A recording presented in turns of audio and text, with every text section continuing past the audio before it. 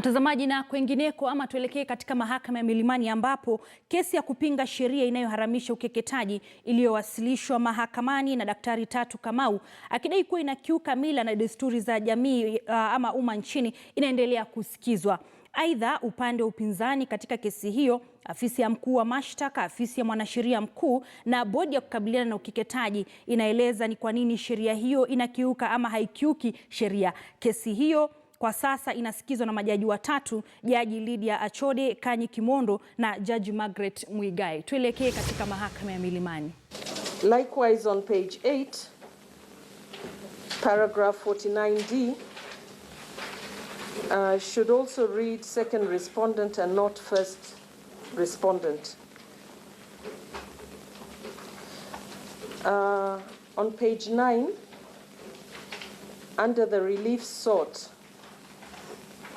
D, should also read second respondent instead of first respondent.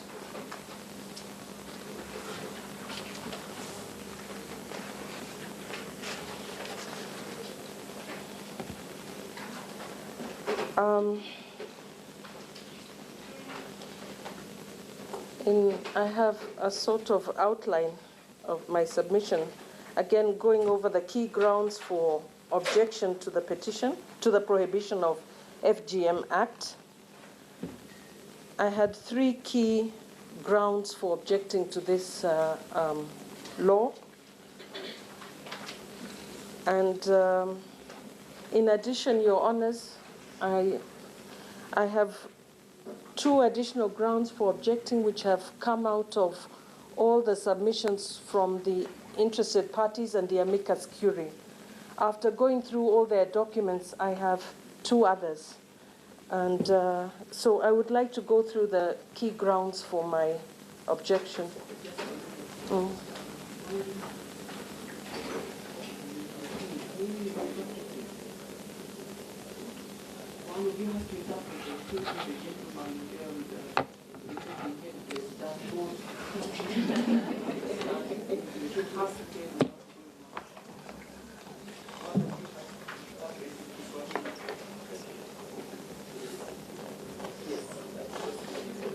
Okay. No, there's a stool, yes, thank you. Actually, what I would appreciate, Your Honor, is if I could get that stand again. I think and it's movable. If one can share.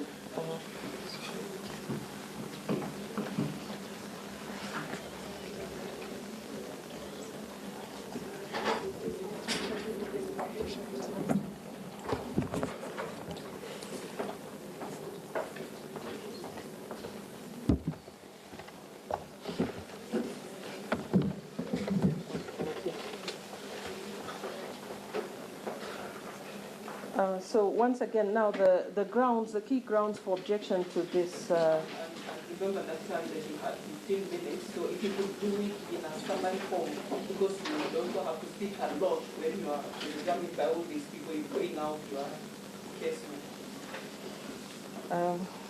Yes, Your Honours, but I also beg that you, maybe I don't have that experience of the speed or how to go about it. Yeah.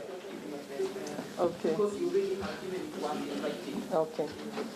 So, first of all, the Impugned Act contravenes and violates various articles of the Constitution of Kenya 2010, as well as, according to me, the spirit of the Bill of Rights. Specifically, we have Articles 19, 27, 32, and 44, which are listed on the petition. Article 43 is mentioned within the petition. So that is the first part, that it contravenes and actually violates some of them. The second is that is on the grounds of denigration of the local terms for the cultural practice of female genital surgeries. We call them circumcision. And I feel that the term mutilation is actually malicious and misrepresents the practice in the context of our understanding, in the cultural context of our understanding. Number 3 is that the impugned act contains an outright falsehood and misleading suppositions pertaining to the medical practices, principles, and ethics. Then the 2 additional ones, after going through all the submissions from the interested parties and the amici curiae, is that the impugned act was not even legislated as provided for under the Constitution of Kenya 2010, as they disregarded the critical aspect of public participation, as stipulated by Articles 118B and 174C, D, and E of the Constitution. I must object to that, because the issue of public participation was never raised by the petitioner in any of her documents. She is actually introducing new facts that she's attaching to her petition, and without having given us the benefit of being able to respond to the issue of public participation. Your Honor, with your permission, the Senate interested party identified with that sentiment. The issue of public participation is very clear. It is not taken. We are being scanned now. Because she has specified that this came out of the responses you gave. It did. Especially from FIDA. FIDA is not interested party. And Kewapa.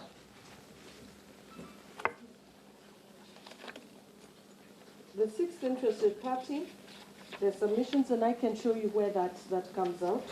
And also from the 3rd interested party, from what they submitted, it came out clearly that there was no public participation done, or a shamble of a public participation done.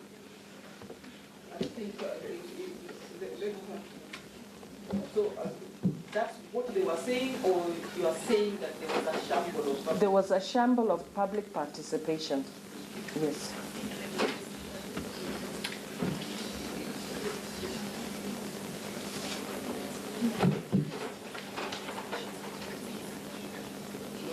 I think let her go on with her, because she was just setting out what her ground are.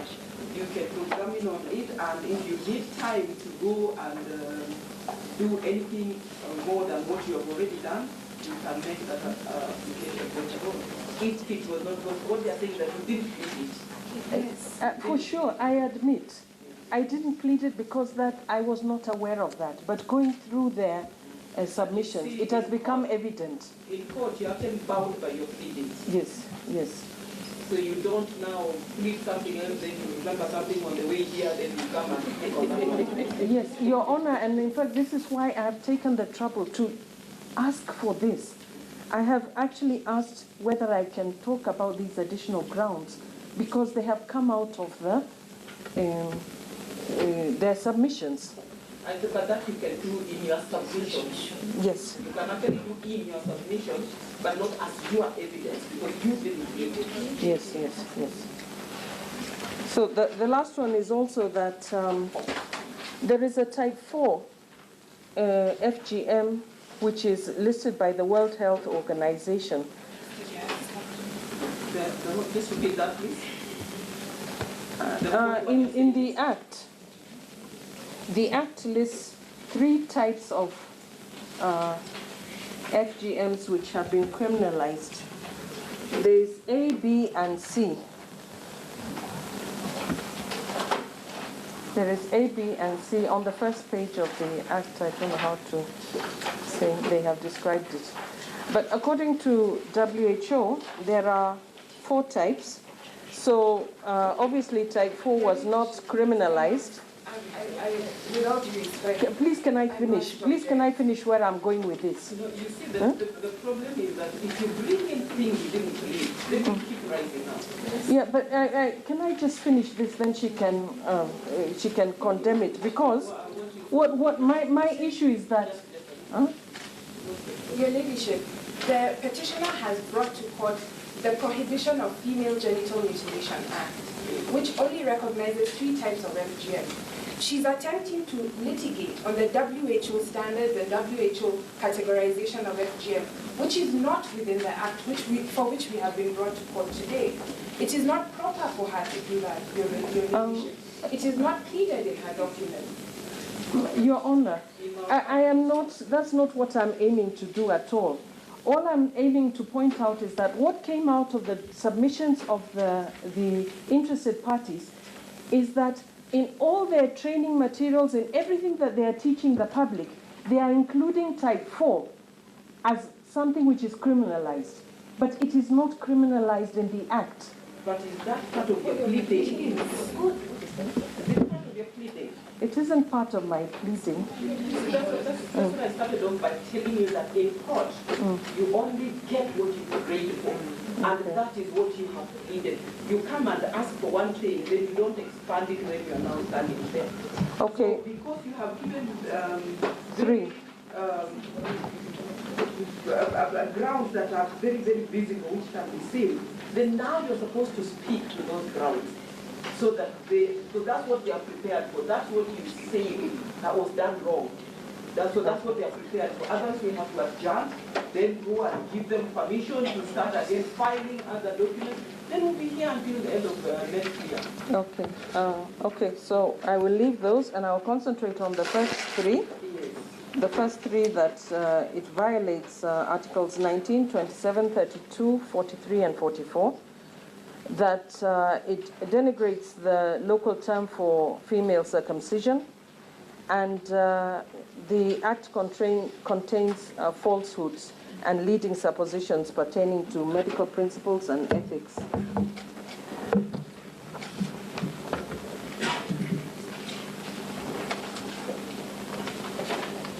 Your Honor, with your permission, I have just heard that there is a conversation that is going to flow around Article 43 of the Constitution.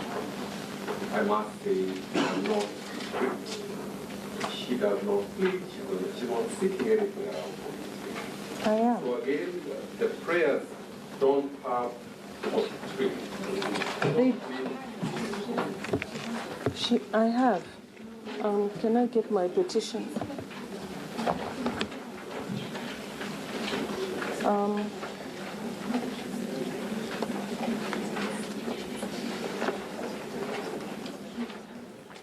Na mtazamaji, hizo ni picha za moja kwa moja hapo kutoka mahakama ya Milimani, ambapo ulivyoona huyo ni Daktari Tatu Kamau, daktari ambaye yuko mbele ya jopo la majaji watatu ambao ni Lydia Achonde, tuko na Kanye Kimondo na Margaret Muigai, kuwaeleza ama kuwashawishi ni kwa nini yeye anaonelea ni vyema ikiwa ukeketaji dhidi ya wanawake nchini utahalalishwa. Lakini kumbuka ni swala ambalo limekuwa likipata pingamizi kali sana, na haswa kutoka mashirika kama vile FIDA, maendeleo ya wanawake, na vile vile mashirika ya kijamii, wakisema kwamba serikali imepiga hatua sana katika kukabiliana na mila ambazo zimeonekana kuwa mbovu, mila za ukeketaji ambazo mara nyingi zimelaumiwa kwa kusababisha ndoa za mapema miongoni mwa wasichana na vile vile maafa. Na kwa hivyo yeye anasisitiza kwamba iwapo ukeketaji utahalalishwa, basi anasema kwamba unafaa mwanamke awe na uhuru wa kuamua kile ambacho anataka, manake ni mwili wake, na hivyo basi atakapofikisha umri wa miaka 18 ana uhuru wa kuamua atakachokuwa anataka, akisema kwamba kuharamisha ukeketaji basi unakiuka katiba ama mila na desturi za jamii nyingi nchini. Kwa hivyo ni kesi ambayo hapo navyoona hilo ni jopo la majaji hao watatu ambao wamekuwa wakisikiza ushawishi wake. Kwa wakati mmoja tukiona hapo akionekana kukabiliwa na wakati mgumu kutoa shawishi yake, manake kumbuka nilivyosema ni swala ambalo linalo pingamizi nyingi. Hebu tumsikize. And communities. Article 28 specifically upholds the inherent dignity of every person and the right to have that dignity respected and protected. But nowhere within the Constitution of Kenya, 2010, does it define or prescribe what should dignify an individual or a community. So it's largely left to citizens to determine what can, will, or should dignify them. So I feel that if an adult woman feels that she would be dignified by following the culture of her community, then this should be respected and protected as it's assured by the supreme law. If an adult woman would like to celebrate her circumcision as a dignifying transition in her life, this is guaranteed by Articles 27 and 32 of the supreme law. And any limitation on this right and fundamental freedom should be guided by Article 24, so that the limitation is reasonable and justifiable and shall not derogate from the core of its essential content or the right and freedom. That to me, prohibition is not the same as a limitation. A limitation is a restriction or a constriction of the space under which something can take place. A prohibition is a total ban. Generally, it refers to a total ban without any compromise. And it's actually to outlaw or to abolish an entity in its entirety without any ifs or buts. And here I would like the court to take notice that culture has been protected in the Constitution.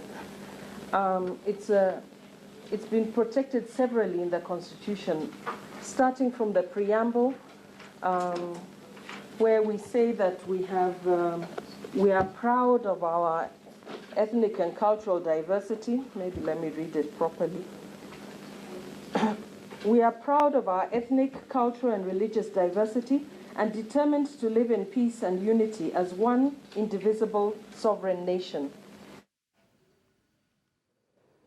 Na mtazamaji, huyo ni Daktari Tatu Kamau hapo mbele ya jopo la majaji watatu, kesi ambayo inaendelea na tutakuwa tunakueleza jinsi